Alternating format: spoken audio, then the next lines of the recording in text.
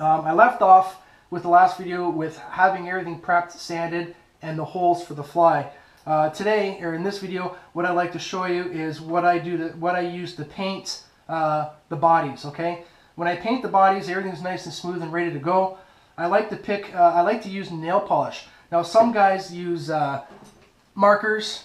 They use water-based paints. They have the little brushes and all that stuff. I like to use nail polish. You can get them again at craft stores, Walmart, any other place. You probably know people or girls that have a whole bunch of them. The thing about nail polish is that they do dry pretty quickly if you put them on thin. And there are also a lot of great colors in that. Now, some colors go on thicker than others, and some will go on really thin, and some are easier to work with than others. So a little trial and error. I like to use the Sally Henson X-Tream Wear. I just find that I'm able to use the colors that I like, which are usually, you know, green, yellow, orange, and red and white. I find that those are the easy, simple colors, and I use them for tying a lot of my flies, and I can mix them around, and I usually I buy a lot of my other fly material to match those colors. And I can usually mix and match or do one solid color like this, or I can mix and match orange and yellow, solid green, white. You know, you can get very creative. They're endless. But what I like to note to tell you about, or mention to you about the nail polish, is that when you use the nail polish, the first base you put onto these foam poppers, you'll want to put it on very lightly. Okay, the reason for this is because I'm not trying to put it on too heavy. Now, nail polish you can put on kind of heavy, and it's supposed to kind of like almost like epoxy. It kind of works its way through and evens all those blemishes and holes and stuff out. But if you put too much, you'll get a little bit of a belly on the fly, or you literally have to sit there and, you know, make sure that if you added too much, you have to sit there and kind of, you know, hold the fly and make sure that it kind of evens it out. I put it on very thin because I don't want to add too much to the fly. The first one, I just want to make sure I get a nice base coat onto the fly. But before I get ahead of myself, if you are going to use multiple colors, you want to do the mouth different, I'll do the mouth first. And I'll do the mouth until I'm done all my coats on it. Because sometimes I'll nick the body, but that's okay. Because as I use the color to go over the body and add my second, third, or fourth layer onto it, I'll just cover all those little blemishes up. And usually when you go right off the end with the brush, it'll usually form a nice line between the different colors of nail polish. And you get rid of that white line that's around the lip sometimes if you use the cup ones.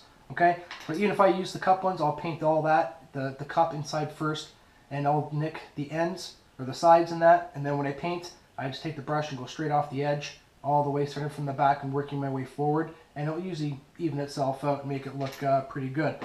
So once you have your base coat, I usually put my second coat on a little bit thicker, but not too thick. If you put the popper on too thick, or the nail polish onto your popper a little too thick, what happens is that it will look dry and shiny, but when you go to touch certain spots, you'll leave your fingerprints, or you can actually leave indents onto the fly. I don't like that, so I put it on very thin, and I'd rather have quality flies than just pump them all out and then go out fishing one day and find that they're falling apart on you because you didn't take the process or the time to finish the process and go that extra distance and do a good quality fly. So these flies, I believe, are very quality. I've actually tied them myself. I tried them myself, and if I didn't believe in it, I wouldn't have shared it.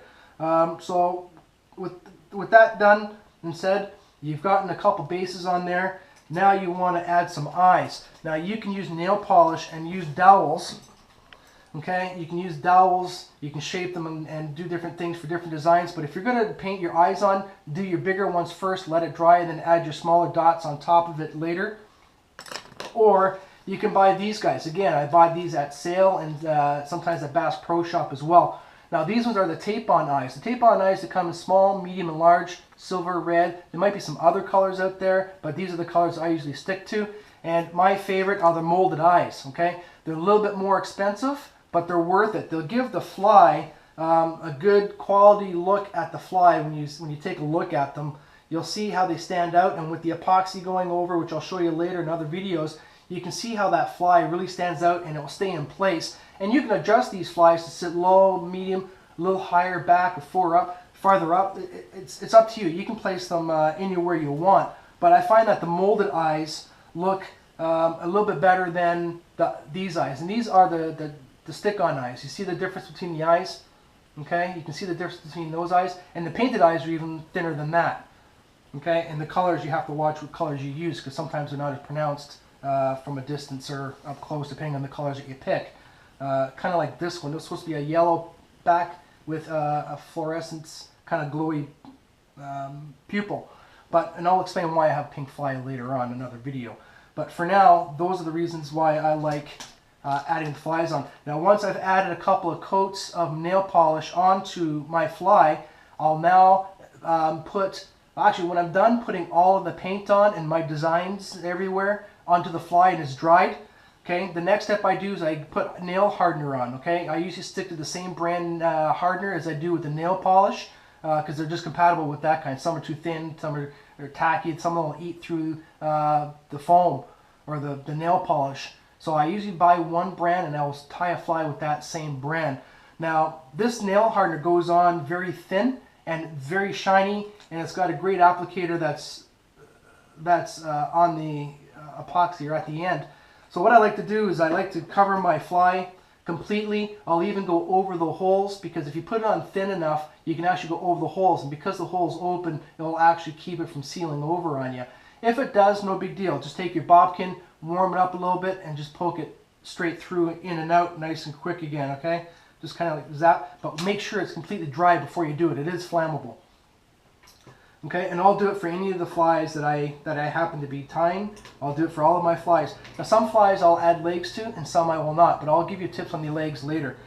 So with that done and said, I think I've covered everything I wanted to cover for this video, but I'll put this on 2 or 3 times. I'll add the eyes on, and once the eyes on, I'll give it one more blast of nail polish to kind of hold the eyes into place, and when you go to coat it, it'll protect the eyes as well from the epoxy, because this will act as a barrier between the nail polish and the epoxy.